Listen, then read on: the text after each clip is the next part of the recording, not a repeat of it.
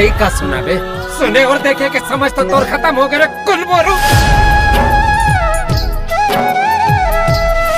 घर के बाद दुनिया में जाके दू के चार और चार के सोना होए, ओकर पहली ते जाके एक ठन मिस्त्री ला बुला ला और खड़ा कर दे ये घर के बीच में एक दीवार।